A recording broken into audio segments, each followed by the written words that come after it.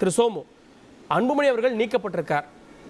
இந்த கட்சியினுடைய நிறுவனர் ஆரம்பம் நான் தான் அப்படின்னு அவர் சொல்றாரு. அப்போ அன்புமணி நீக்கம் அப்படின்றது ஒரு தீர்க்கமான முடிவு அப்படின்னு தானே பார்க்கணும். இதுக்கப்புறம் என்ன மாற்றம் இருக்கு?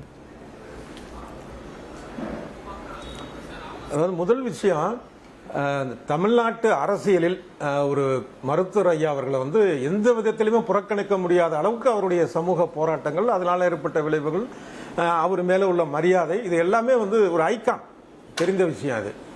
அதே நேரத்தில் இந்த ஒரு விஷயத்தில் அவருடைய முடிவுகள் அப்படிங்கிறது அது ஏற்கத்தக்கதாக நமக்கு இல்லை. என்ன காரணம் அப்படின்னா, இந்த கட்சியோட நிறுவனராக அவர் இருக்கலாம், அவர் மட்டும் இல்லை, அவரோட சேர்ந்த இன்னும் பலர் சேர்ந்து அந்த வன்னியர் சங்கம், அதுக்கப்புறம் அந்த பாமக, அப்புறம் போராட்டங்கள், இது எல்லாமே இணைந்து செயல்பட்டாங்க. இவருடைய தலைமை, இது மாற்றுக்கிறது இல்லை.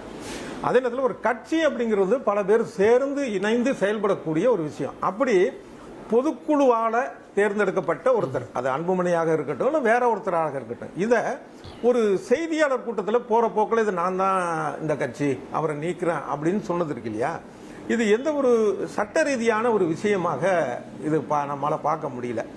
தவிர பாமகவுடைய அன்புமணி ஒருவேளை நீக்கணும் அப்படின்னா பொதுக்குழு தான் செய்ய முடியும். மருத்துவர் ராமதாஸ் தனியாக கூடணும். ஆமா, அதே போல அந்த கட்சி விதி 15 இதை ரொம்ப தெளிவா சொல்லுது. இது மாதிரி பொதுக்குழு கூடிதான் இதை செய்யணும் அப்படின்ட்டு. இவராக சொல்லக்கூடிய விஷயங்கள் இருக்கு இல்லையா, இல்ல 3 வருஷம் முடிஞ்சிருச்சு, இன்னமும் நான் அது பண்றேன். இப்ப ஆரம்பத்துல செயல் தலைவர்ல இருந்து அவரை தலைவர் பதவியிலிருந்து செயல் தலைவர்கள் இவர் சொன்னதே ஒரு சட்ட ரீதியாக ஏற்றுக்கொள்ள முடியாத ஒரு விஷயமா தான் இருக்கும். அப்படிங்கிறப்ப இப்ப இந்த மாதிரி அடிப்படை உறுப்பினரே இவர் வேண்டாம் அப்படிங்கிறதும், நடுவில் போட்டி பொதுக்குழு, இந்த மாதிரி விஷயங்கள். அப்ப இயல்பா கட்சியில் இருக்கக்கூடிய அந்த நிர்வாகிகள், ஏற்கனவே இருந்த நிர்வாகிகள்ல 198 பேர் இவர் அன்புமணி பக்கம் இருக்கிறாங்கிறத நம்ம பார்த்தோம்.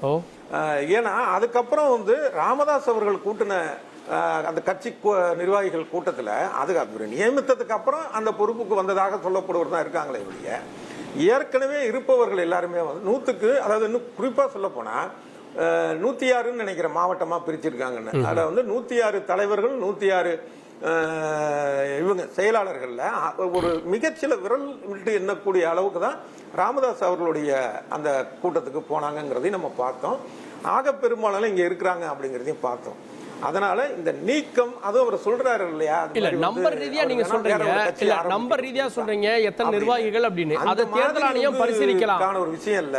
ஒரு சட்ட ரீதியாக பார்க்கும்போது, இல்ல ஒரு தொண்டர்கள் நிர்வாகிகள் ஆதரவுன்னு பார்க்கும்போது, இப்ப ராமதாஸ் அவர்களுக்கு தான் ஒரு வேற கட்சி அப்படிங்கிற ஒரு எண்ணம் வரக்கூடிய அளவுக்கு ஆகும்போங்கிறது தான் உள்ள சூழல். ஓகே, நான் வரேன் உங்கள்கிட்ட. திரு விஎன்ஆர்ஸ் அவர்கள்ட்ட. திரு விஎன்ஆர்ஸ், மருத்துவர் ராமதாஸ் அவர்கள் நீக்குவதற்கு அதிகாரம் இல்லை, ஏன்னா பொதுக்குழு கூடிய ஒரு தலைவராக தேர்வு செஞ்சது. இன்னைக்கு எப்படி மருத்துவர் அவர்கள் ஒரு பிரஸ் மீட்ல அவரை நீக்க முடியும்னு கேட்குறாங்க.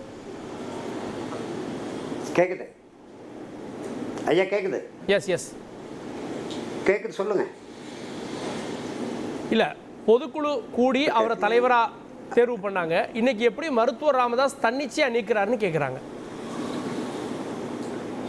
இல்லை, ஏற்கனவே அவர் ஐயா வழக்கறிஞர் பாட்டாளி மக்கள் கட்சி நீண்ட காலம் இருந்தது போல பேசுகிறார். அப்படி இல்லை,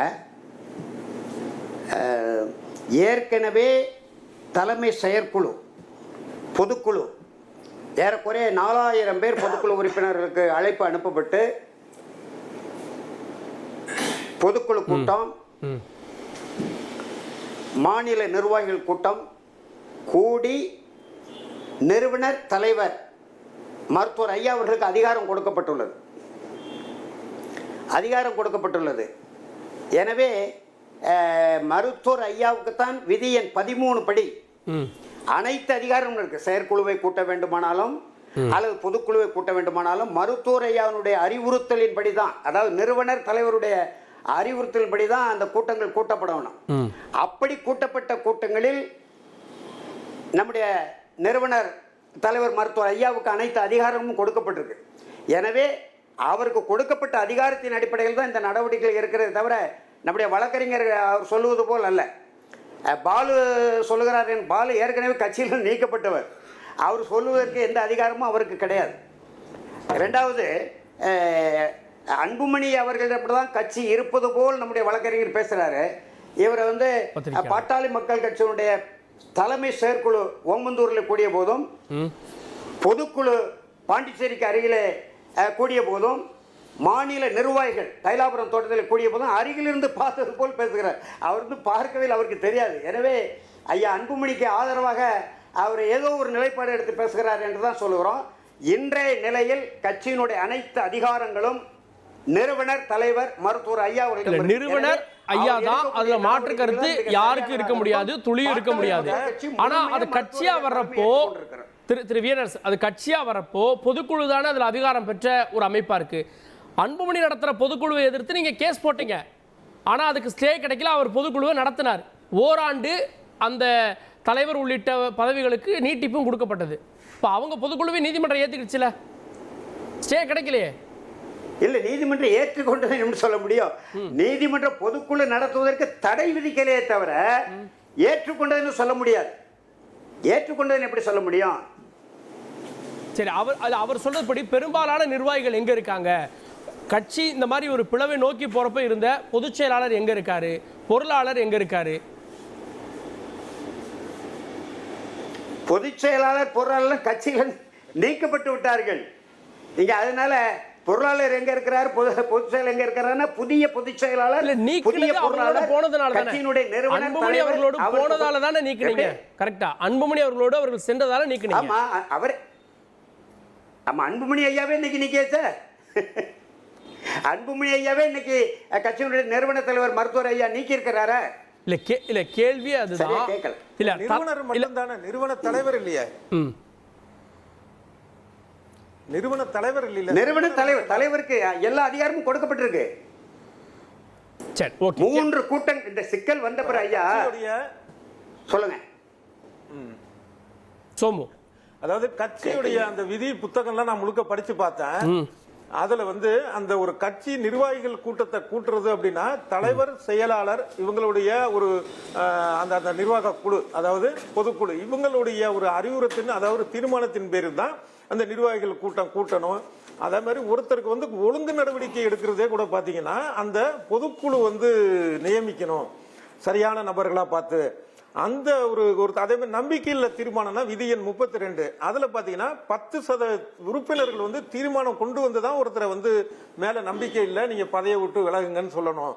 எதுவுமே இல்லாம வந்து ஒரு செய்தியாளர் சந்திப்புல வந்து நான் நீக்கிட்டேன், இனிமே நான் தான் தலைவர்னு சொல்றது அது எந்த கட்சியா, அது பாமகன்னு இல்ல, அது காங்கிரஸா இருக்கட்டும், திமுகவா இருக்கட்டும், அதிமுகவா இருக்கட்டும், ஒரு கட்சி அப்படிங்கிற ஒரு பொது விஷயத்துல இப்படி போற போக்கில் இந்த கட்சியை நான் தான் துவக்கினேன், அதனால அவரோட மேல உள்ள மரியாதை அப்படிங்கிறது தனியாது.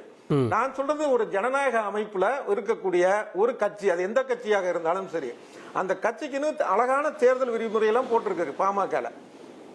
அதே மாதிரி விதி எண் 27 பாத்தீங்கன்னா பொதுக்குழுக்கான விஷயங்கள், அவங்க தேர்தல் நடத்துறதுக்கு எந்த மாதிரியான விஷயங்கள்லாம் வரணும்னு அவ்வளவு அழகா இருக்கு அந்த கட்சி சட்டத்திட்டங்கள். அதுல எதுலயுமே வந்து திடீர்னு வந்து நிறுவனர் நினைச்சா வந்து நீங்க இந்த சட்டத்திட்டத்தை ஏத்துக்கிறீங்கல்ல, இல்ல நீக்குவதற்கு அதிகாரம் இல்லைன்னு ஏத்துக்கிறீங்கல்ல, விதி 13 போய் பாருங்க.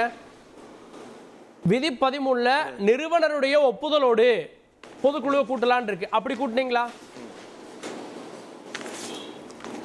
இதுல விதி எண் 13ல நிறுவனர் கட்சியின் மாநில பொதுக்குழு, செயற்குழு, அரசியல் தலைமை குழு ஆகியவற்றின் கூட்டங்களுக்கு நிறுவனர் அழைக்கப்பட்டு அவரது வழிகாட்டு, அதாவது அவருடைய ஒப்புதல்ங்கிற வார்த்தை இல்ல, அழைக்கப்பட்டு அவருடைய வழிகாட்டுதலின் அடிப்படையில் கூட்டங்கள் நடத்தப்பட வேண்டும்.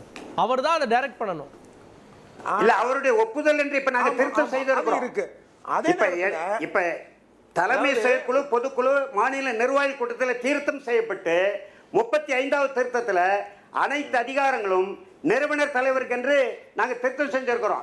ஏற்கனவே இருக்கிற விதி எண் 13 படி மருத்துவரை, அதாவது நிறுவனருடைய ஒப்புதலின் அடிப்படையில் தான் செயற்குழுவாக இருக்கட்டும், பொதுக்குழுவாக இருக்கட்டும் கூட்டணும். தான் இருக்கு, விதிமுறை தான் இருக்கு. இல்ல எனக்கு எனக்கு அந்த சந்தேகம் தான் ஐயா. அதாவது அந்த விதி எண் 13ல இருக்கிறது வந்து அவர் அழைக்கப்பட்டு வழிகாட்டுது, அதாவது எப்படின்னா ஒருத்தருடைய உத்தரவு அப்படிங்கிறது இல்ல, அவரு வழிகாட்டுலன்னா ஒரு ஆலோசனை அப்படிங்கிற அளவுல தான் இருக்கு. அப்படிங்கிறப்ப அதை வந்து எப்படி ஒரு உத்தரவா இது பண்ண முடியும்? தவிர வந்து எந்த ஒரு கூட்டமும் பொதுக்குழு செயற்குழு இல்லாமல் ஒரு செய்தியாளர் சந்திப்புல இப்படி எந்த கட்சியிலாவது செய்திட முடியுமா? அந்த ஒரு சந்தேகத்துல தான் நாங்க கேட்போம். திரு விஎன்ஆர்ஸ் அவர் நடத்தின அந்த பொதுக்குழுல மாமல்லபுரம் பொதுக்குழுல நடத்தி இருக்கிறோம்னு சொல்றோம்ல. பொதுக்குழுல மருத்துவர் ராமதாஸ் அவர்களுக்கு இருக்கை நீங்க அமைத்திருந்தார். அந்த கூட்டங்களையும் கணக்குல எடுக்காம பேசுறீங்க. இல்ல மருத்துவர் தான் அதுக்கு போல. திரு விஎன்ஆர்ஸ் ஏற்கனவே ஓமந்தூர்ல தலைமை செயற்குழு கூட்டம் நடந்தது, பொதுக்குழு கூட்டம் பாண்டிச்சேரிக்கு அருகில் நடந்தது, அப்புறம் மாநில நிர்வாகிகள் கூட்டம், 3 கூட்டங்கள் நடந்துதான் முடிவு எடுக்கப்பட்டிருக்கு. நீங்க அந்த கூட்டங்களையும் கணக்குல எடுக்காம பேசுறீங்க.